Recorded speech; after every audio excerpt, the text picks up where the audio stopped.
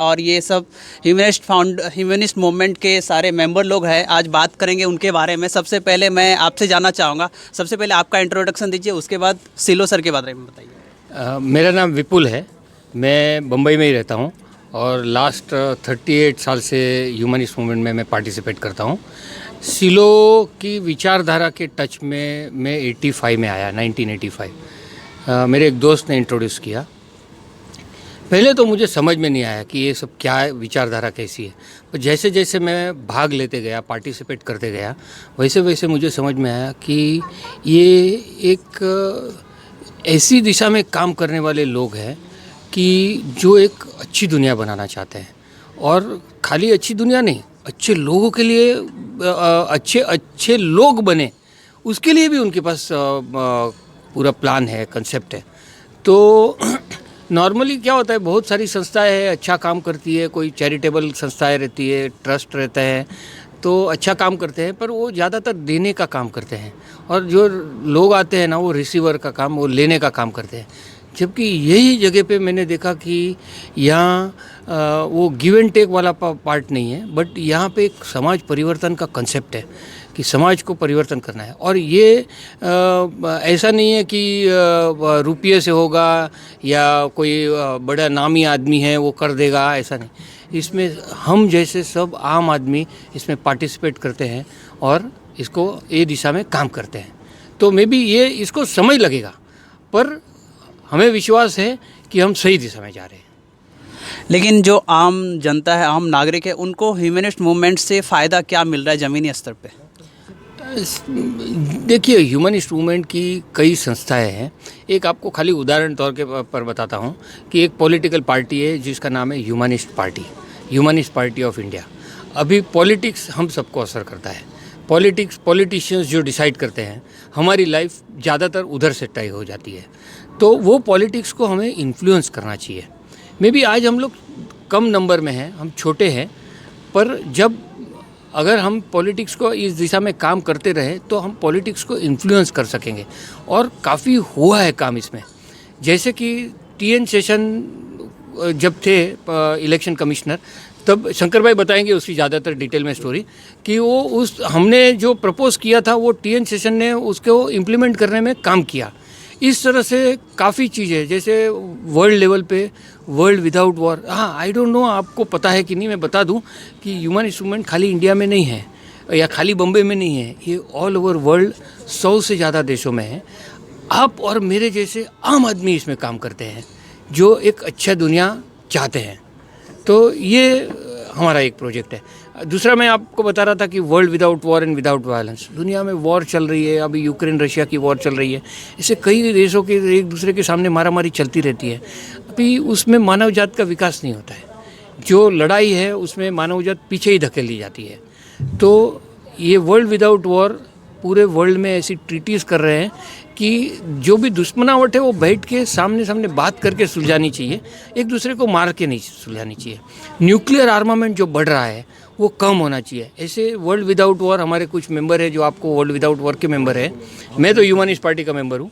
ऐसे world without war के जो मेंबर है वो आपको बताएंगे कि वर्ल्ड विदाउट वॉर का कंसेप्ट क्या है। तो इस तरह से काम हो रहा है। मे बी आपको ऐसा लगेगा कि लोगों को पता नहीं है मूवमेंट के बारे में ये सब, पर सही दिशा में जाएंगे ना तो आज नहीं तो कल लाखों करोड़ों लोग इसमें जुड़ेंगे, ये मेरा विश्वास है। बहुत अच्छा लगा आपसे बात करके, और अभी शंकर सर से भी बात करेंगे और ह्यूमनिस्ट मूवमेंट के बारे में और ज़्यादा जानकारी लेंगे। जैसा सर बोल रहे थे कौन सा कॉन्सेप्ट के बारे में, उनके बारे में आप डिटेल में बताइए। देखो दोस्त, मेरा नाम है ह्यूमनिस्ट शंकर द्रविड़। मैं पिछले 30 साल से इस मूवमेंट में जुड़ा हूँ। सिलो का सिद्धांत ये है पूरा विश्व का मानवीकरण करना। और विश्व का मानवीकरण माने पूरे आज की तारीख में 800 करोड़ लोग हैं, समझो 195 कंट्री है।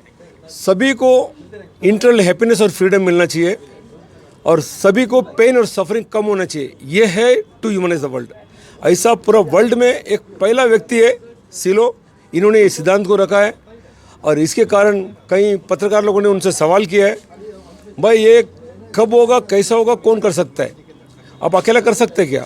जब सिलो ने सिंपल ही जवाब दिया है, मैं अकेला तो नहीं कर सकता हूँ, मैं मरने से पहले मेरे ऐसा 10 लोग इस दुनिया में बनाऊंगा। लेकिन ये बोला था 96 में, लेकिन 2002 में सीलो जैसा इस दुनिया में 12 लोग बनाए। वो 12 लोगों के कारण आज मैं जब जुड़ा था 20 कंट्री में था ह्यूमनिस्ट मूवमेंट, आज 100 से भी ज़्यादा कंट्री में ये फैला हुआ है।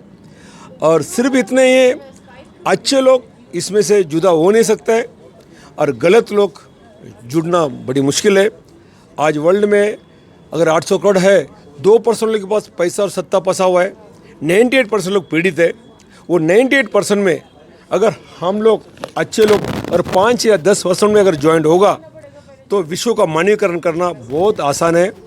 और मतलब यह है, विश्व का मानवीकरण नहीं होने का मुद्दा एक है, सभी लोग पैसा, सत्ता, देश, भाषा, इज्जत, इसका प्रायोरिटी ज़्यादा दे रहे हैं।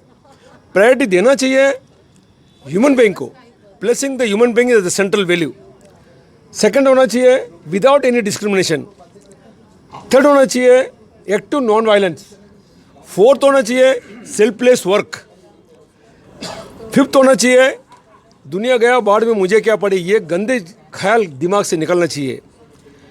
सिक्स होना चाहिए treat others has would have them treat you. दूसरों के साथ ऐसा व्यवहार करो जैसा व्यवहार की अपेक्षा हम चाहते हैं। ये है सीलो का मुख्य सिद्धांत। और मुझे लग रहा है और कम टाइम में शायद पूरे विश्व को हेल्थ, एजुकेशन, क्वालिटी ऑफ मिलेगा ये सीलो का सिद्धांत के कारण, और ये जरूर होगा।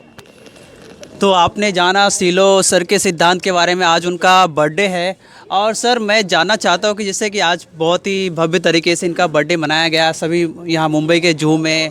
और मैं अगर एक शब्द में जानना चाहूँ, जो मानवाधिकार मूवमेंट है, एक शब्द में अगर आप बोलना चाहें तो उसको क्या बोलेंगे, ताकि आम जनता जो है, आम नागरिक, उनको समझ में आ जाए। बस एक शब्द में बोलना चाहे तो health, education and quality of life need everyone, बिना किसी भेदभाव। ये मुख्य उद्देश्य है। तो सर का कहना है कि क्वालिटी ऑफ लाइफ और भेदभाव जो है वो पूरी तरह से ख़त्म हो जानी चाहिए। इनका जो सीलो जी का ये मूवमेंट था, जो आज बहुत हद तक बहुत आगे बढ़ चुका है, जैसा सर ने बताया कि 100 से अधिक देशों में फैल गया और भारत के भी हर एक स्टेट में लगभग जा चुका है। तो सर ये सीलो सर मुंबई में लास्ट टाइम कभी आए थे, उनके बारे में भी बता दीजिए। जी ज़रूर। सीलो ये जो मूवमेंट स्टार्ट किया 1969 में, जब इंडिया लास्ट फाइनल आके गया 1981 में, गिरगांव चौपाटी में सीलो ने टॉक दिया है।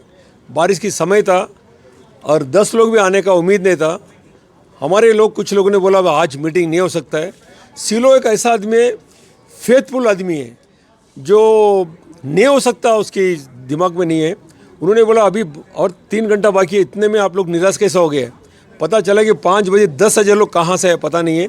10,000 लोगों के साथ उधर मीटिंग हुआ 81 में। और उसके बाद 2009 में पूरा वर्ल्ड लेवल में peace and active non violence का कैंपेन हुआ।